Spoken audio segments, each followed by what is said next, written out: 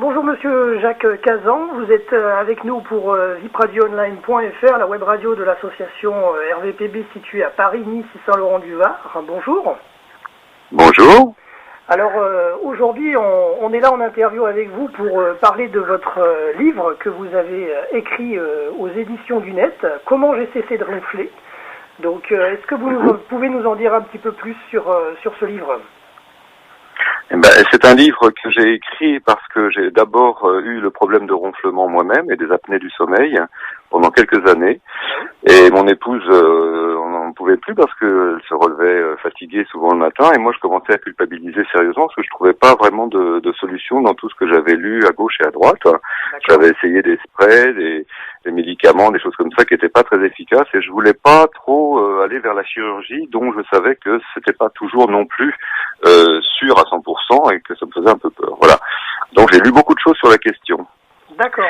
Et puis voilà. Et puis un jour, j'ai lu quelque chose qui concernait le fait de pouvoir, d'abord que le ronflement venait du ramollissement du voile du palais, du ramollissement de la langue et de la position dans le lit, etc. Un certain nombre de choses. Et c'est surtout ce ramollissement qui m'a interpellé. Et j'ai vu qu'il y avait une méthode, la radiofréquence, qui permettait en brûlant d'une certaine manière par des sortes de micro-ondes, le voile du palais, on le nécrosait. On créait une espèce de... on le durcissait comme ça. Alors j'ai trouvé que l'idée était intéressante, mais je la trouvais quand même assez barbare. Ouais. Et d'un seul coup, ça a été une révélation. Je me suis dit, mais enfin, ce voile du palais est un muscle, la langue est un muscle, et quand on a les muscles ramollis, qu'est-ce qu'on fait? On les fait travailler, on les remuscle, on les dynamise, on les redynamise. Et je me suis dit, voilà, je vais mettre au point des exercices pour moi. Au départ, c'est pour moi, pour redynamiser, pour remuscler ce voile du palais et le rendre beaucoup plus ferme, quoi. Voilà. Et c'est ce que j'ai mis au point petit à petit. Et chaque jour, je travaillais quelques minutes, quelques secondes sur ces exercices que j'avais mis au point. Voilà. Tout à fait. Très simple d'ailleurs. Un petit peu à la manière d'un orthophoniste qui peut aider aussi les gens à récupérer leur voix aussi par hasard. Aussi, ça peut être. Oui, voilà. On peut le rapprocher de ça. Sauf que là, voilà, ça touchait plus au niveau du voile du palais et de la langue. Et aussi un peu à l'arrière-gorge, mais moins l'arrière-gorge, plus le voile du palais. Et bon, il faut quand même savoir que je suis de profession au départ, et je suis actuellement d'ailleurs flûtiste, musicien. Donc j'ai fait de l'aïkido, j'ai fait du tai chi chuan, j'ai fait du yoga, je fais toujours du yoga. Et toutes ces choses-là m'ont permis d'avoir une connaissance quand même de la sensation et de ce qui se passe dans une bouche, puisque pour les flûtistes notamment, Oui, comme oui. pour les chanteurs, avoir un joli son, c'est aussi savoir mettre sa bouche, l'intérieur de sa bouche dans une certaine forme. Voilà, il y a un travail qui se fait à ce niveau-là. Donc ça me donnait un éclairage particulier sur la question. Voilà. D'accord. Alors, est-ce que c'est votre premier livre, justement ? Alors oui, en fait, c'est mon premier livre parce que du coup, je suis auteur par le fait de ce livre. Parce qu'une fois que j'ai vu que cette méthode que j'appliquais sur moi-même fonctionnait, puisque j'avais les échos de mon épouse d'une part, et puis j'étais quand même dans une démarche un petit peu scientifique. J'ai enregistré mes nuits. Je mettais un micro à côté de moi et j'enregistrais toute la nuit. Ensuite, avec un logiciel, j'allais rapidement voir avec la courbe sur le logiciel. Je voyais rapidement où est-ce que j'avais ronflé, combien de temps, quelle intensité, et je voyais que ça s'améliorait au fil des jours et puis et des semaines, quoi. C'est quand même un petit moment. Hein, ça, c'est pas du jour au lendemain. C'est pas un remède miracle. Hein. Il faut quand même, pour faire les choses. Et j'ai vu que ça s'améliorait, et quand ça a complètement disparu, les ronflements et les apnées aussi, je me suis dit, mais il faut que je fasse partager ça à d'autres, parce que j'ai été chercher sur Internet pour voir si ça existait ailleurs, et il n'y avait rien là-dessus. Il n'y avait rien, de vraiment, construit, complet, qui montre une méthode qui permette par des exercices de faire ça. Il y avait des choses très très très floues, quoi. Et puis voilà, tout ce qu'on disait, c'était de la chirurgie, c'était des médicaments, mais jamais, presque jamais, voilà. Donc là, je me suis dit, j'écris ce livre, et comme ça, je partage. Alors, j'ai écrit le livre sous le nom de Jacques Cazan, c'est mon nom d'auteur. Oui. Ce n'est pas mon nom de musicien, parce que je voulais pas mélanger mes deux mondes de travail. Oui, voilà. D'accord. Voilà. D'accord, en tout cas, c'est vrai que c'est très intéressant parce qu'effectivement, vous l'avez dit, normalement, en général, pour arrêter de ronfler, il faut passer par des médicaments, des sprays, etc. Et généralement, ça reboot, alors, il y a aussi ça reboot pas mal de personnes de tenter ce type de traitement, quoi. Ce qui rebute le plus les gens, c'est la chirurgie. Ça leur fait quand même un petit peu peur, parce qu'il y a des exemples de gens qui ont fait la chirurgie puis après qui n'avaient pas d'amélioration, ou même une exagération de la chose, enfin un aggravement, une aggravation. Et ce qui se passe aussi, c'est il y a deux choses qu'on peut faire. C'est ce qu'on appelle l'orthèse mandibulaire, qui permet d'avancer un peu le maxillaire inférieur pour décoller justement l'arrière-gorge pour que l'air passe mieux. Mais c'est pas très agréable, c'est pas très glamour, quoi. Dans un lit, alors si on est tout seul, ça va, mais en fait, quand on n'est pas tout seul, c'est moins sympa, quoi, faut reconnaître. Et puis, il y a aussi la machine à pression positive. C'est une machine un masque qu'on met sur son visage, enfin sur son nez et sa bouche, et qui envoie de l'air sous pression la nuit pour nous inciter. Ça, c'est pour les gens qui font de l'apnée et du sommeil, pour qu'ils respirent. Et ça aussi, c'est une machine. Bon, il y en a qui trouvent que c'est, bruyant, d'autres qui trouvent que c'est embêtant, parce qu'il y a des fils, des tuyaux, des choses comme ça, quelquefois la machine s'en va, et tout ça n'est pas très glamour non plus. Moi, j'essayais de trouver une solution qui nous dégage de tout ça, quoi, des machines, de la chirurgie et des médicaments. Donc, simplement par un travail personnel. Alors, il n'y a pas aussi que le travail musculaire. Il y a aussi un travail de suggestion mentale avant de s'endormir, qui sont des petites phrases que je me dis encore quand c'est nécessaire, avant de s'endormir, du genre, on s'adresse à son subconscient. D'accord. Et ça a l'air un petit peu fantaisiste, mais en fait c'est très efficace, et puis c'est utilisé dans d'autres choses, hein. En sophrologie et dans d'autres choses, c'est utilisé. Donc là, j'ai utilisé d'une manière toute simple, juste avant de m'endormir, de m'adresser à mon subconscient, donc que je considère comme le pilote de l'avion, le pilote du vol qui nous emmène vers le sommeil. Et donc on donne des instructions de vol, à son pilote avant de s'endormir. Et à ce moment-là, on fait que le subconscient prend en charge la respiration, le cœur, enfin toutes les fonctions vitales. Il peut aussi prendre en charge un certain nombre de choses comme ça au niveau du cerveau. Et c'est là-dessus que je me suis basé. Donc, alors chacun choisit sa phrase selon sa façon de penser dans la vie. Moi, je dis par exemple, je demande à mon subconscient de veiller sur mon sommeil, que je m'oxygène bien et que je respire en silence pendant toute la nuit. Voilà. Je peux rajouter, je me réveille demain matin en pleine forme, par exemple. Mais ça marche, quoi. Je veux dire, ça donne ça garde dans une espèce d'éveil, tout en dormant. On a quelque chose qui s'appelle le subconscient qui garde, qui est notre veilleur, quoi. D'accord. Donc tout ça fait un protocole, quoi. Ça fait un petit protocole de travail sur soi-même. Ça oblige à être dans une conscience de ce qu'on est, de ce qu'on veut. Et parce que l'idée, c'est qu'à un moment donné, je me suis dit, mais c'est pas possible. Je veux pas continuer comme ça à m'endormir le soir en ayant la culpabilité de peut-être ronfler, d'empêcher mon épouse de dormir. Alors là, c'est mon épouse, mais ça peut être d'autres gens, hein. Oui, puis en plus, il y a aussi les gens qui ronflent et en plus par-dessus le marché font des apnées respiratoires. Donc là, ça devient en plus même limite dangereux pour la personne, hein, en lui-même. Hein. Alors voilà, c'est dangereux pour la personne elle-même, c'est très inquiétant pour la personne qui est à côté, parce qu'elle se demande si sa personne va se remettre à respirer à un moment donné ou pas. Effectivement, alors justement dans le livre, je parle de tout ça, c'est-à-dire que le livre est fait en plusieurs parties.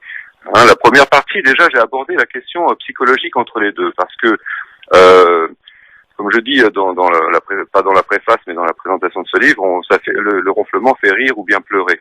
Et en général, on préfère s'en débarrasser. Ça veut dire que c'est vrai, chaque fois que je parle de ça à des gens, ils ont souvent, pour 80% d'entre eux, un petit sourire, ou alors un franc éclat de rire, parce que ça rappelle toujours quelqu'un de la famille, ou eux-mêmes, ou leur conjoint, voilà.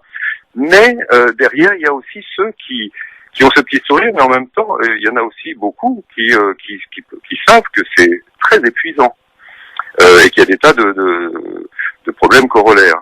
Alors, ce que je voulais dire dans la première partie de ce livre, c'était ce rapport psychologique entre le ronfleur et le ronflé. J'appelle le ronflé, justement, c'est la victime des ronfleurs. Ouais. C'est un néologisme sympa et qui montre bien ce que ça veut dire. Et d'arriver à expliquer un petit peu, déjà aux ronfleurs qu'il faut qu'ils se mettent au travail. Et il y a l'objectif du ronflé, c'est d'arriver à faire comprendre aux ronfleurs qu'il faut qu'ils s'y mettent et qu'il n'y a que lui qui peut décider ça. Mais en même temps, je suis, disons, tendre avec les deux. C'est-à-dire que moi j'ai été ronfleur et je sais que être ronfleur et culpabilisé parce qu'on est ronfleur, c'est pas drôle non plus. Parce que le ronfleur, j'insiste sur le fait qu'il ne le fait pas exprès. Ouais. Il ne fait pas exprès d'empêcher l'autre de dormir. Et ça, c'est important parce que souvent les ronflés colère, ils se mettent à pousser un cri à un moment donné et dire mais enfin c'est impossible quoi, ou alors un grand coup de coude dans les côtes, quelque chose comme ça. Et pour le ronfleur, et moi je l'ai vécu, c'est un coup au cœur, c'est vraiment un réveil en sursaut avec presque un arrêt cardiaque, parce que c'est terrible de se réveiller comme ça. Donc ce que je veux dire, c'est que cette violence entre les deux, il faut essayer justement d'arrêter ça. Et donc la première partie du livre, c'est justement comment, d'une manière gentille et peut-être un peu gnangnan, mais en tout cas très diplomate, d'arriver à ce que chacun puisse parler de la chose tranquillement et voir comment on peut faire. Il y a des gens qui y arrivent en faisant chambre à part, mais bon, je dis aussi, faire chambre à part, bon, bien sûr, on peut le faire si on peut pas faire autrement. C'est déjà bien de faire ça, parce que comme ça, chacun dort. Mais c'est quand même pas l'idéal non plus, ni pour la personne qui ronfle, parce que elle se fatigue quand même elle-même en ronflant ou en ayant des apnées, et c'est dangereux. Ni pour l'autre, parce que du coup, ça sépare le couple quand même. Tout à fait. Combien avez-vous mis de temps personnellement justement pour arrêter de ronfler? Alors, dès les premiers, bon, déjà, à part les exercices physiques et les exercices de suggestion mentale, j'ai aussi travaillé sur la position dans le lit, le fait de relever la tête, mais d'une manière vraiment dans une proportion importante, le fait de dormir sur le côté, un certain nombre de choses comme ça qui peuvent paraître évidentes, mais si on le fait vraiment et si on y fait très attention, ça joue pratiquement tout de suite. C'est-à-dire dès les premières nuits, déjà il y avait une amélioration parce que j'avais vraiment mis en marche la mécanique de la stratégie d'attaque quoi. Donc ça fait tout de suite quelque chose. Et puis les exercices, ils agissent dans la première semaine, on commence à sentir quelque chose. On sent que on a une meilleure conscience de l'air qui passe dans ces voies respiratoires et notamment ce fameux voile du palais qui ne se colle plus à l'arrière-gorge parce qu'il y a des exercices de respiration que je donne, des doubles respirations, enfin un certain nombre de choses comme ça que j'explique pour qu'on ait cette sensation et très vite on le ressent au moment de s'endormir, on est dans cet état d'esprit de bien faire respirer, de bien faire en sorte que ça soit pas collé de veine, que ce soit dynamisé, etc. Et après on s'endort vraiment profondément, mais tout ça reste dynamisé. Donc ça prend en quelques semaines déjà, il y a une amélioration en l'espace d'un mois. Ah oui, enfin bon pour moi après comme je dis, c'est mon expérience, je la fais partager. Voilà, et puis il faut le faire. Alors c'est quelques minutes par jour, c'est quelques secondes par-ci, c'est quelques secondes par-là. C'est des petits exercices. On appuie avec sa langue, on fait des choses avec le palais qu'on met en dôme ou en cathédrale, comme on dit. Des choses comme ça, plus d'autres choses un petit peu plus complexes, mais pas tellement complexes dans l'ensemble. C'est vraiment des exercices simples et qu'on peut faire à n'importe quel moment de la journée pendant qu'on fait autre chose. Pendant qu'on marche, pendant qu'on lit, pendant qu'on conduit, pendant qu'on fait la vaisselle, ou que sais-je. D'accord. Vous voyez, donc ça prend pas beaucoup de temps et ça devient une espèce de mécanique une fois puis dès qu'on est un petit peu encouragé parce qu'on voit que ça marche, du coup au cours de la journée on le fait un certain nombre de fois comme ça presque automatiquement. Ça c'est presque c'est une petite habitude qui vient s'installer, un geste habituel et qui vient entraîner les muscles quoi.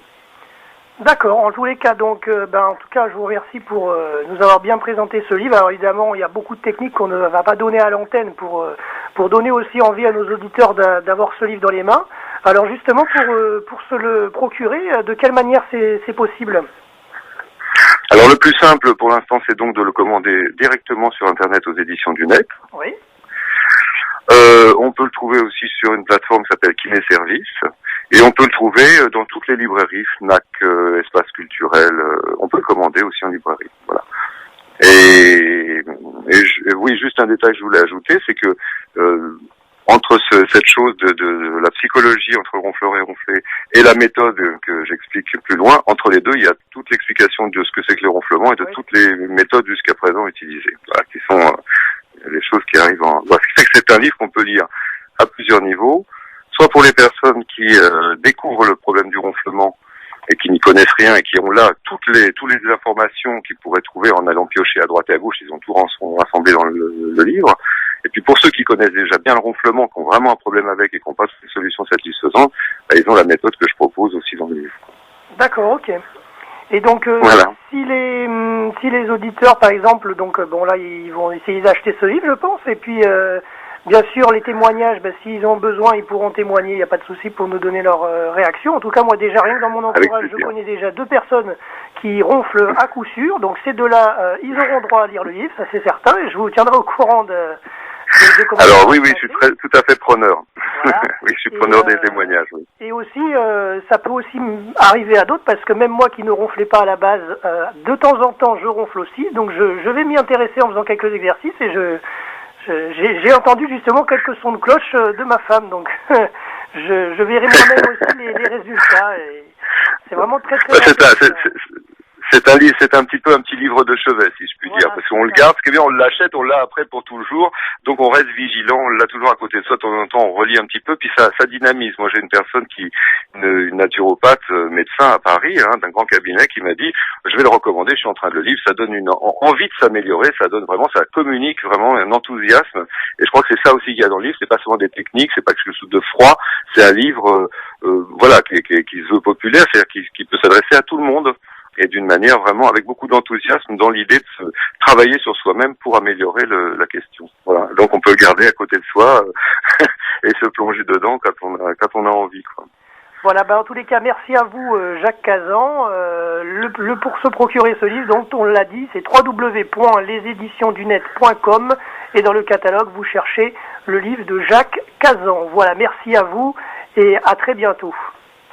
Merci, à bientôt. Merci de m'avoir reçu sur l'antenne. Au revoir.